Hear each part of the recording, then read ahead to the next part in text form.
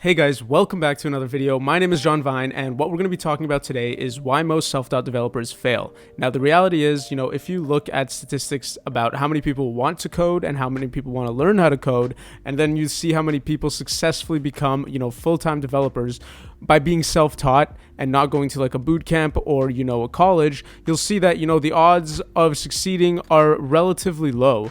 But, that doesn't have to be the reality. And if you can avoid doing a couple of things that I'm going to talk about in this video, there's no reason why, you shouldn't be able to find a job. And this applies to only self-taught developers. But now, especially if you've gone to college or you've gone to a boot camp of some sort and you've taken some courses, there's really no reason why you guys can't become full-time software developers. And that's what I'm going to talk about today. So before we continue, my name is John Vine. What we do here on this channel is we talk about, software engineering at a high level. I try to use my experience to give you guys tips and advice on how you can switch career paths and become a software engineer.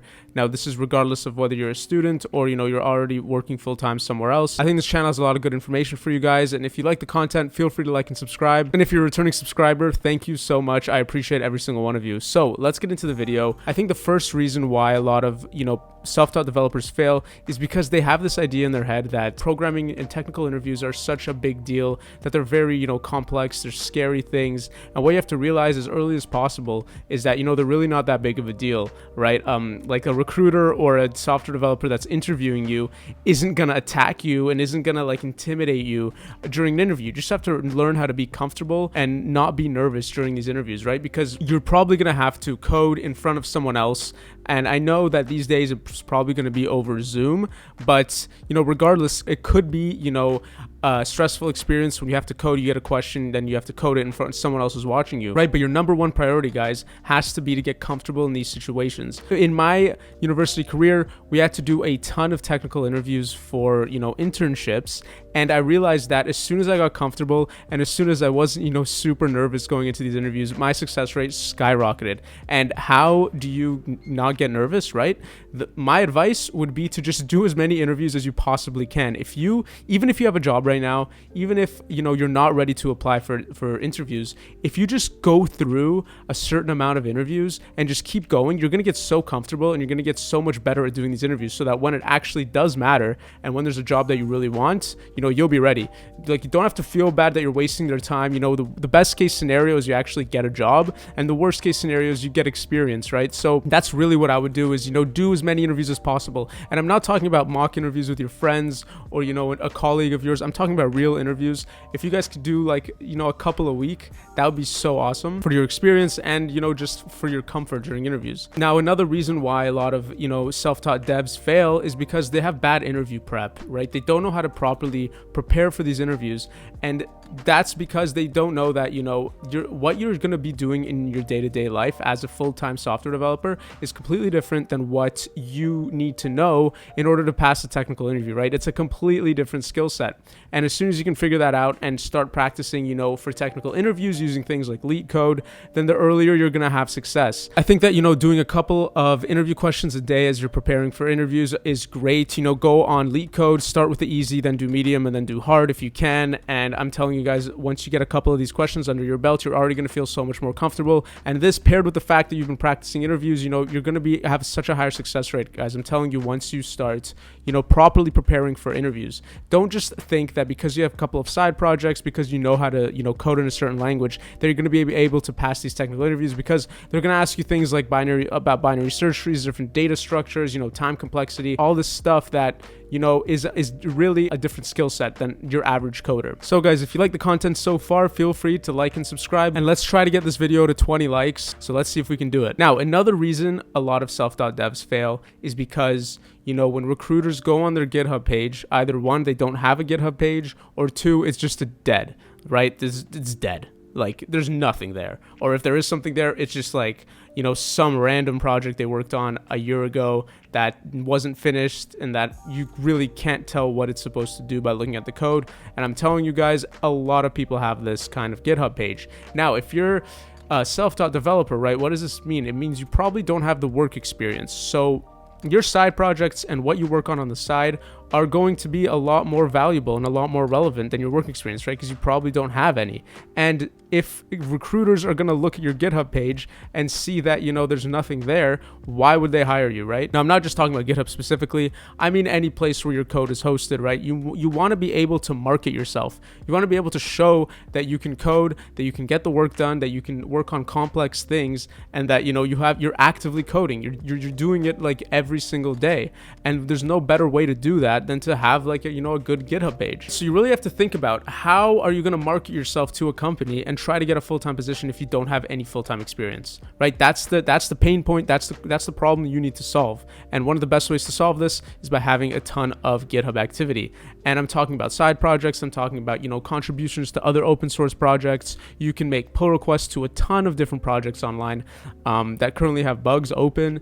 And stuff like that is really gonna be beneficial, and it's really gonna make you stand out, because I'm dead serious. I think like 80 to 90% of people that are, self-taught and are trying to, break into the job market really have dead GitHub pages. And if yours isn't, you're already way above the rest. Now, another thing you guys have to realize is that companies that hire self-taught devs are taking kind of a big risk, because they can see that, you're competent and that you have experience, working on your own side projects, but you don't have that work experience that, kind of puts some companies off. You need to be able to show that you have like the core competencies of a software developer, and that you can be consistent and you have a track record, right, of successfully completing projects. And a good GitHub page is going to do that for you. Trust me. And now, another big reason why a lot of devs fail is because their strategy and their approach to applying for jobs isn't really as good as it could be, right? I'm talking about having a plan, keeping track of everything you've applied to, having metrics that you're keeping track of. How many jobs have I applied to? How many have reached back to me? How many am I still waiting to, hear back from? Stuff like that is going to tell you the progress of your interviews, right? Another thing is, they only have one resume that they just mass send to people.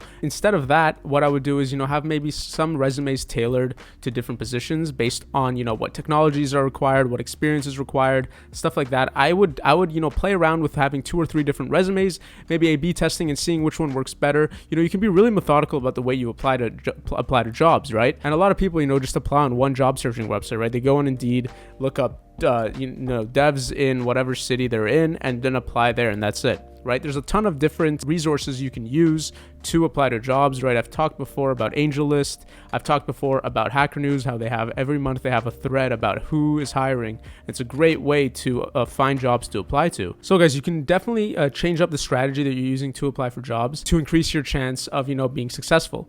And finally, the last thing I realized that a lot of people do is that they wait too long. They either wait for themselves to be like the best developer on the planet, or they're just, nervous to start applying to jobs, right? They think that they're not ready. They're perpetually not ready. And they're like, okay, I'll take one more course, and then I'm good, and then I'll apply, right? You don't have to be scared to apply. Just apply as soon as you can and get that kind of first obstacle over with, right? Once you apply, once you get that first interview, or even that first rejection, and you're going to be like, okay, this is how it feels. No big deal, right? And if you get that first interview, you're going to do it. And if you succeed, great. If you fail, it's a lesson to take and to grow from, right? There's really no downside. So don't be waiting forever to apply for certain jobs, right? And then also, don't just look for junior developer positions, right? Guys, these are the most common jobs that there are. Everyone is trying to apply for a junior dev position, and there's so much demand, and there's not a lot of supply, right? There is a lot of supply, but not a lot of the supply is experienced enough.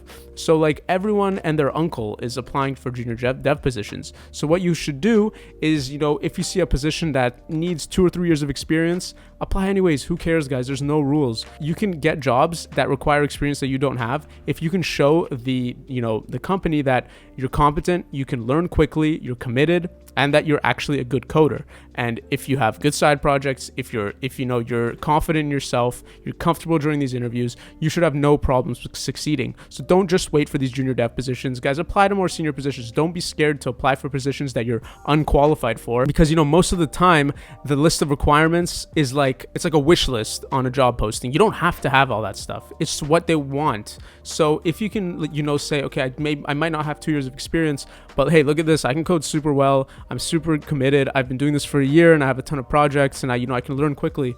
there's no reason why they shouldn't hire you, right? So guys, I hope you found this video helpful. If there's anything you think that I missed or you disagree with, feel free to leave a comment below. Also leave a like and subscribe if you enjoyed the content. I would greatly appreciate it. And also guys, some big news: we reached 1,000 subscribers today. Today I'm filming on January 12th, I believe.